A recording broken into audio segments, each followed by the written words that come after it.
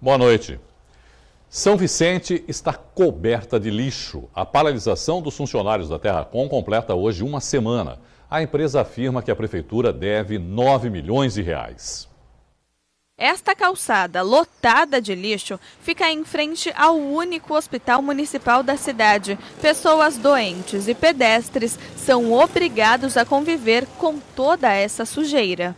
Tá terrível. Todo canto que a gente vai é a mesma coisa, né?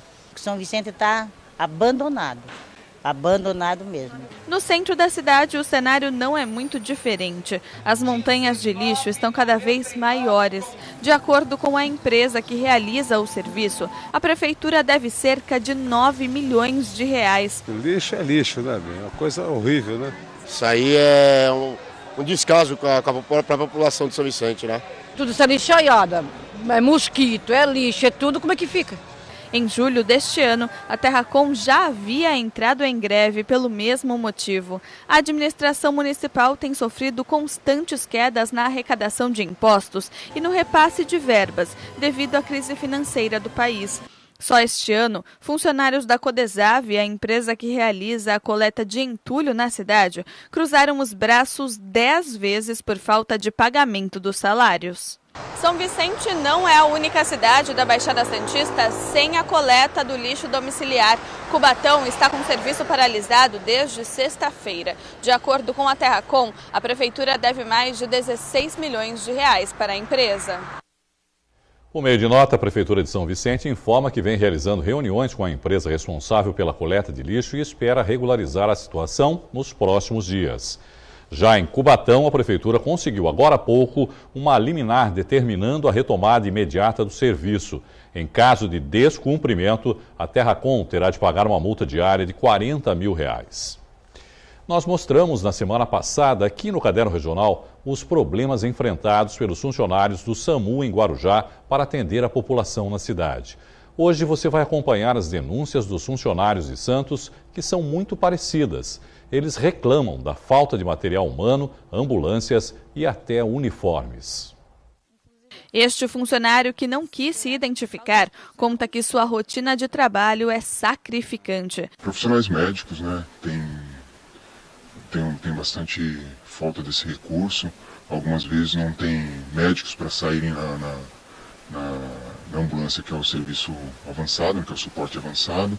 E às vezes não tem médicos até para fazer a regulação, né, do serviço. Então existe mesmo essa carência. Técnicos de enfermagem, existe a carência, os técnicos são obrigados a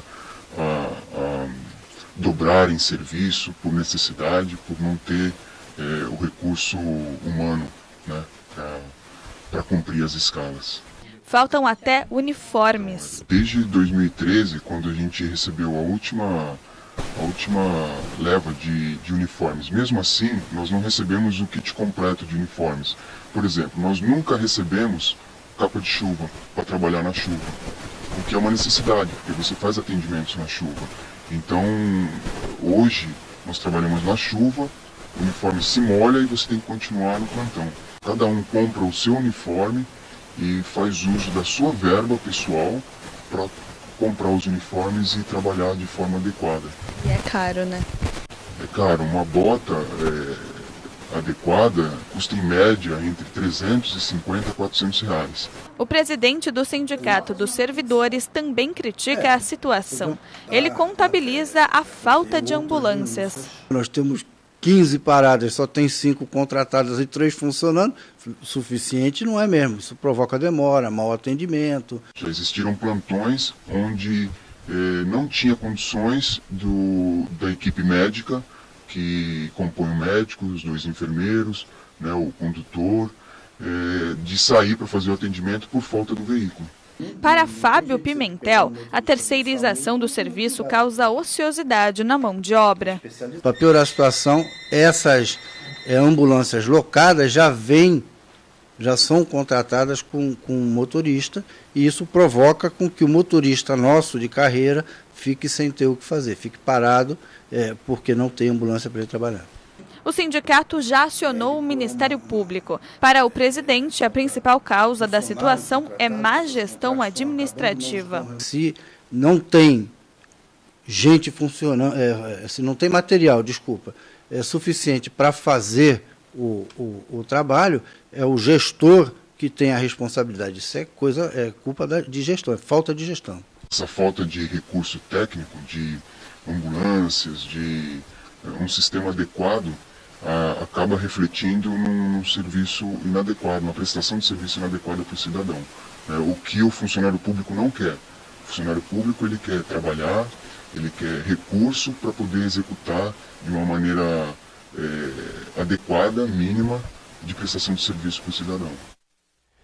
Em nota, a Prefeitura de Santos esclarece que 6 viaturas do SAMU passam por manutenção. Por isso, a Secretaria de Saúde está preparando um contrato de emergência para alugar 3 veículos, a fim de reforçar o atendimento. Os uniformes estão em processo de aquisição e a compra das botas será efetivada até o fim do mês. Em relação à contratação de médicos, estes estão sendo substituídos por concursados, que estão sendo chamados ainda em novembro também. Dentro da série especial de entrevistas com os vereadores eleitos de Santos, o Caderno Regional recebe hoje a ex-prefeita Thelma de Souza, eleita pelo Partido dos Trabalhadores, com 8.604 votos. Thelma, boa noite, obrigado, viu, por aceitar o nosso convite para participar aqui. Você foi a segunda vereadora mais votada de Santos, mas o seu partido, o PT, só elegeu você e mais um, no caso o Chico Nogueira, o Chico do Setaporte, que inclusive já esteve aqui também participando da nossa entrevista. Você acha que isso se deve à mudança da legislação que limitou essa influência dos chamados campeões dos votos? Não é? Porque não basta ter uma grande votação apenas, o segundo eleito tem que ter um mínimo de votação também para poder, né, entrar nessa grade. Exatamente. Bom, esse é um bom resultado, um resultado ruim? Se você acha que de alguma maneira prejudicou o seu partido? Vamos lá, em primeiro lugar, boa noite. Eu que agradeço o convite, evidentemente. Meu boa noite aos nossos telespectadores, às nossas telespectadoras nesse dia de chuva, que foi um verdadeiro drama para chegar até aqui. Mas vamos lá. Eu acho que a mudança da legislação, tudo na vida tem prós e contras. É yin e yang o tempo todo, não tem saída. Então, eu penso que a mudança de legislação acabou, Irineu, dando o mesmo número de vereadores que o PT teve há 4 anos atrás. Não é? Conversando com outras pessoas antes de entrar no programa, eu soube que pela outra legislação a bancada seria de 4 ou 5 vereadores. Pelo coeficiente, né? São 13 mil votos, pelo coeficiente eleitoral elegeria provavelmente mais. Sim, mas eu acho que as coisas nunca acontecem antes ou depois da hora. Essa legislação ela vai ser arranjada, daqui a 2 anos nós temos eleições novamente, houve excessos e exageros nesta eleição, houve coisas positivas também, mas eu penso que este número de vereadores da bancada, eu e o Chico, eu penso que ele é bastante salutar à medida que nós mantivemos o número de vereadores que tínhamos há 4 anos atrás, depois de tantos problemas na política, uma ação exageradamente contra a política de uma maneira geral e contra os políticos, e particularmente contra o PT. Então eu acho que mesmo com a mudança da legislação, numericamente falando, pode haver prejuízos, mas a gente vai tentar fazer com que a qualidade do nosso trabalho, e o Chico, possa dar um salto de qualidade para essa situação. Você e o Chico também são os únicos opositores, né, na Câmara. Sim. Como trabalhar assim? Thelma, que tipo de oposição dá para fazer com 2 vereadores? Bom, em primeiro lugar, é preciso deixar bem claro que oposição não é uma situação contínua. Evidentemente que o Executivo vai apresentar projetos que são do interesse, claro, da população de Santos, ou claro, então não é executivo, que executivo é esse que não vai fazer um projeto, claro, que vá responder às demandas da nossa cidade. No entanto, a maneira, o procedimento, o método, nós demos, eu e o Chico, através da Executiva do Partido dos Trabalhadores, um documento para a formatação da mesa da Câmara, onde a gente pontuou 3 condições: a transparência, a autonomia do Poder Legislativo e a participação popular. E eu acho que com esses 3 elementos, é um tripé, nós poderemos dar uma outra formatação para a ação da Câmara. Eu tenho certeza que haverá algum momento que em algum projeto mesmo uma bancada de situação vai estar inclinada a votar contra em alguma determinada situação. Então, não será uma oposição contínua, será uma oposição sempre tendo em vista aquilo que a população deseja e precisa, mas principalmente, oposição não é uma questão numérica, Irineu. Oposição é uma questão de qualidade de argumentação e das razões que a demanda da cidade pretende que a gente tenha. E é por aí que nós vamos. Eu vejo duas situações que são antagônicas de alguma maneira, Thelma, da seguinte forma. Você, na minha maneira de pensar, enriquece a Câmara pela sua experiência. Obrigado. Por tudo, não, sim, você já foi prefeito, quer dizer, você tem uma larga experiência, já foi vereador, deputado e assim por diante. E por outro lado, houve uma grande renovação também na Câmara. São 40% da Câmara, acho que 8 vereadores novos. Como tentar equilibrar isso? É bom essa renovação? É ruim essa renovação? É importante que ela ocorra? Olha, muitas vezes na minha vida foi me colocado o dilema, a experiência ou a absoluta ação vigorosa a nova da juventude, energia. a nova energia. Eu acho que um pouco de cada coisa. Não dá para ter os jovens de idade ou até por falta de experiência sem aqueles que já tiveram experiência. Eu não falo de mim só, eu falo de todos os outros que estão lá. Então, uma mescla de saber como é que é uma situação que já foi experimentada por muitos dos vereadores que estão lá e que foram reeleitos. E também estes novos que vão entrar e que não podem, no meu entender, encontrar uma Câmara subalterna, submissa, de joelhos quebrados. Eu acho que isso vai ser uma boa ação. Mais do que isso, acho que a gente tem que mostrar cada vez mais que a função do legislativo é parlar, é o parlamento, é falar. Diferente daquilo que é o executivo. E o executivo, seja o da cidade de Santos ou de qualquer outra cidade no mundo, tem que primar por ouvir as razões daqueles que foram escolhidos pela população para representar a possibilidade do diálogo e da conversação. Acho que um prefeito, um governador, um presidente que saiba ouvir e saiba acatar as razões diversas que possam existir, sempre terá uma resolução final para aquilo que pretende executar para a cidade de uma maneira muito mais equilibrada, muito mais esmerada e, por que não dizer, mais condizente com aquilo que a cidade precisa. Agora, eu quero agradecer o que você falou de mim. É verdade que eu tenho experiência, não terei outras. Terei algumas, não terei outras. Mas eu penso que o meu papel na Câmara é justamente falar assim, meninos, não é por aqui não. Esse filme eu já vi, claro.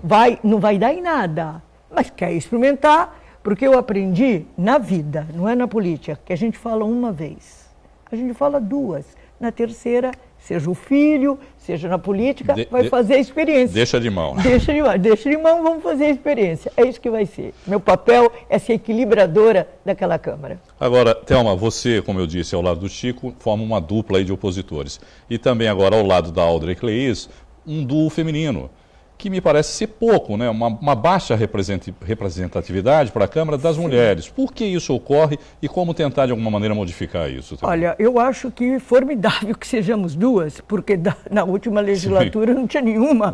Então nós aumentamos foi um grande crescimento. 200%, sabe lá o que é isso? Agora, mas ainda muito abaixo, né? Muito abaixo. Todos sabem que a Audrey, ela tem ligação política com o prefeito. Eu não tenho. Eu acho que isso já é bom para a gente procurar um ponto de equilíbrio. Poucos sabem que a Audrey é, vejam bem, prima da minha nora, casada com meu filho mais novo. A mãe dela é irmã do sogro do meu filho. Então a família está representada lá. Brincadeiras à parte, mas isso é verdade, eu acredito que não há tantas mulheres pelos motivos que temos dito há muito tempo. Não há, na maioria das vezes, a implementação de políticas com o corte para a questão da mulher. Não há, muitas vezes não, eu diria que na maioria das vezes, o interesse partidário para que as mulheres possam desabrochar, porque o poder político é essencialmente masculino até agora, e a gente está tentando mudar isso. Eu faço isso há 36 anos, desde que fundei o PT. E desde que saí da prefeitura, são 25 anos, a minha presença, eu nem preciso abrir a boca. É a consideração de que eu estou lá na minha condição feminina, com as adversidades, com as dificuldades, mas estamos lá marcando presença. Porque não basta ser mulher. Você pode ser uma mulher machista. Sim. Eu conheço tantas. Precisa ter convicção, sabedoria, aprendizado para facilitar a vinda de outras mulheres, mas principalmente para fazer democraticamente uma simbiose, uma ação conjunta entre homens e mulheres. Eu não sou daquelas que acho que as mulheres são melhores que os homens. Seremos em alguns aspectos, os homens serão em outros, mas somos diferentes e por isso complementares. Mas vamos tentar ir mudando as regras para a gente alcançar esferas de poder, porque o jeito, o olhar da mulher é sempre salutar para uma sociedade, principalmente por causa da emoção que nos é permitida, ainda não é para vocês. Agora, Thelma, uma das marcas da sua administração, principalmente na área da saúde, foi a mudança do paradigma, da visão, a maneira como enxergar o tratamento da saúde mental. Sim. Fechamento do Anchieta, né, do antigo Hospital Anchieta, a criação das policlínicas também na área de saúde, quer dizer, são marcas, né, da sua administração. A AIDS, né, o combate à AIDS. Combate à AIDS também, claro. Entre muitas outras, né, coisas que foram marcantes na época da sua administração. Agora, a gente tem acompanhado aí pelo noticiário notícias que dão conta da ameaça à sobrevivência do projeto Tantan, que a gente sabe que realiza aí um trabalho único de inclusão. Como vereadora, existe alguma maneira de você tentar mudar essa situação, Thelma? Sozinha, evidentemente não, né? Eu pretendo, se me for possível, ter um papel de destaque na Comissão de Saúde. Nós vamos falar daqui a pouco sobre isso, mas a saúde, a educação, a cultura, os direitos humanos estão na minha caminhada. O Tantan foi criado na época que eu era prefeita, com o Renato de Renzo, o secretário era o Davi Capistrano, que depois se tornaria prefeito. Toda a nossa ação na saúde mental, a visão diferenciada desse tipo de tratamento humano, sem aqueles choques elétricos, sem aquela deturpação, aquela miserabilidade a que as pessoas que tinham sido condenadas a estarem lá, muitas vezes ficavam crônicos por falta de atenção. Isso não pode. Porque era muito triste, né, Thelma? Nossa quem Senhora. Conheceu o antigo Hospital Anchieta era deprimente. Eu tenho um vídeo da intervenção. Sim. Um dia eu vou mandar aqui para o Santa Cecília, o que vale a pena colocar como aquilo era. Um lugar onde cabiam 240 pessoas, tinham praticamente 600. Um psiquiatra para todos. As pessoas ganhavam um bife a mais, ou um cigarro a mais, se ficassem boazinhas. Ora, como ficar boazinha um ser que está com tormento psíquico, com sofrimento psíquico? Bom, a partir da nossa experiência em Santos, não só do Tantan, mas de toda a questão da saúde mental, a gente conseguiu fazer com que houvesse a criação da lei antimanicomial que foi feita pelo deputado Paulo Delgado, do PT de Minas Gerais. Essa lei hoje está ameaçada, porque alguns querem trancafiar novamente essas pessoas com essas necessidades tão especiais, novamente em jaulas, não tem outra expressão. E a gente não pode deixar, porque eu pergunto, a situação do equilíbrio é uma só. Se colocar um copo, ele só tem um ponto de equilíbrio, um copo em pé. Todas as outras são de desequilíbrio. As pessoas ditas normais, é uma palavra perigosa, os psiquiatras dizem que elas se desequilibram umas 80 vezes por dia, entendeu? Como eu me desequilibro 81 vezes, eu estou muito dentro da regra. Mas, estou falando de um tom mais leve, mas a gente não pode deixar o Tantan esvair-se.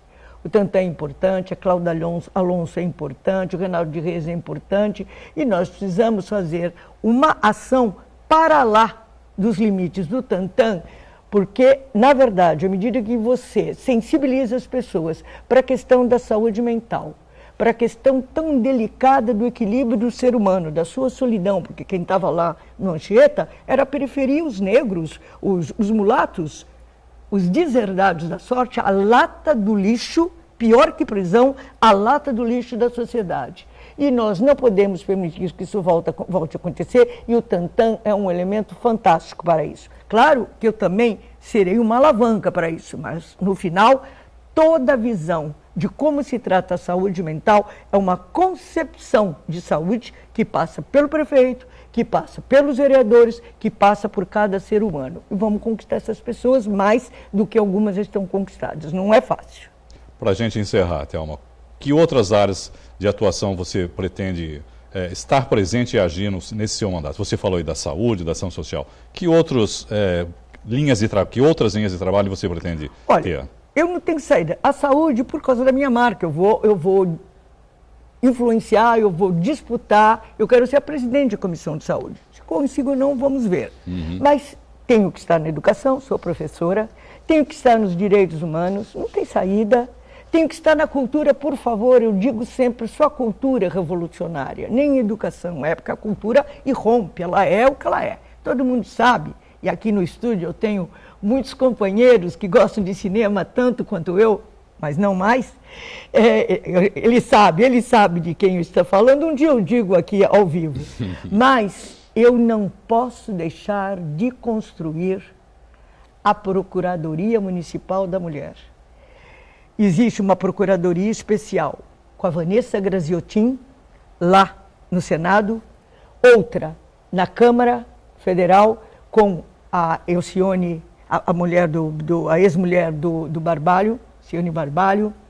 Eu fui a primeira estadual, eu consegui criar, com a ajuda destas duas mulheres que vieram com outras deputadas, consegui criar a de São Paulo. Hoje somos 17 ou 18 estados que começaram por São Paulo para a gente fazer essa ação no estado e dali eu parti para fazer as ações do mesmo jeito que o Senado, a Câmara Federal fizeram com o estado, eu fiz com os municípios, começando aqui pela Baixada. Hoje, nós já temos, eu acho que umas 12 procuradoras municipais, procuradoras especiais da questão da mulher. Porém, Santos não tem. E nós precisamos criá-la e eu vou fazer esse trabalho porque a questão da mulher, ela não é uma questão qualquer. Ela, ao lado da questão étnica, da questão da diversidade sexual, da questão indígena, da questão dos idosos, das crianças, a questão da mulher é um direito humano. E a gente vai lutar por todas essas questões. E vocês sabem o que eu faço. Obrigado, a vereadora eleita Thelma de Souza. Thelma, muito obrigado, viu? E boa sorte, bom trabalho, obviamente, para você nesse seu novo desafio, se dá para chamar assim. Muito obrigada, Irineu. Um beijo para todos e um bom fim de semana. A trajetória do artista plástico santista Elver Savieto pode virar filme. Quem conta essa história pra gente é a repórter Ione Furukawa. 30 anos dedicados à arte, pinturas, esculturas, colagens e cerâmica. A carreira de Elver Savieto pode ser eternizada agora em vídeo. Esse é o objetivo da produtora cultural Madeleine Alves, que está roteirizando o documentário sem título Técnica Mista. Eu fui aluna do Elver de artes visuais, porque eu também trabalho com direção de arte. Em um curso oferecido pela Prefeitura de Santos e também tive a oportunidade de fazer uma extensão em cerâmica e artes do fogo aqui na Universidade de Santa Cecília. Com a nossa convivência, eu fui descobrindo o universo rico de histórias e criatividade do Elver. E isso, como uma contadora de histórias que eu sou, me despertou muito interesse, né, nesse registro, porque através dessas histórias a gente foi identificando o quanto ele foi importante para a história da cidade e para a história da própria instituição. O trabalho de Savieto é referência desde a década de 80 em todo o estado de São Paulo. Ele também é professor de escultura, cerâmica e artes. Para Savieto, o documentário biográfico é a consolidação da carreira. Num país, numa cidade como Santos, que a memória vai embora muito rapidamente, eu me sinto lisonjeado de ter esse presente aí por parte dela, de fazer um documentário sobre a minha obra. Sem título Técnica Mista é um curta-metragem entre 10 e 15 minutos. A ideia é gravá-lo no começo do ano que vem. Mas para o projeto sair do papel, Madeleine precisa de recursos financeiros. Sem patrocínio, ela recorreu a uma campanha de financiamento coletivo na internet. A história desse universo criativo, mas a história do próprio Elver, que se confunde com a história de lugares importantes para o ensino de artes na cidade, como a própria Cadeia Velha de Santos, que foi reaberta, e o próprio Santa Cecília, que tem um curso, né, que formou muitas pessoas aqui na cidade, muitos arte-educadores. Quem colaborar não sairá de mãos vazias. O valor mínimo é R$15. Entre os brindes estão postais personalizados e obras do artista. uma das recompensas mais especiais que temos é o próprio Elver fazer uma escultura personalizada para o apoiador.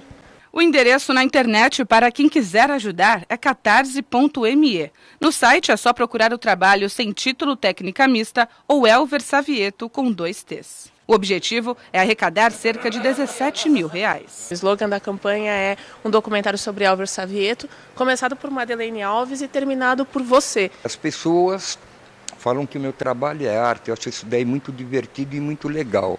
Eu nunca me preocupei com isso. Talvez no início de carreira, quando era um garoto, a gente ficava um pouco ansioso para ser artista. É isso a ilusão. Eu acho que o que interessa mesmo é poder pegar um pedaço de pedra e transformar em alguma coisa que eu olhe e que eu sinta prazer. E que depois as pessoas olhem e sintam algum prazer também em estar olhando o trabalho e achar, olha, legal, ruim, bom. Isso é gratificante.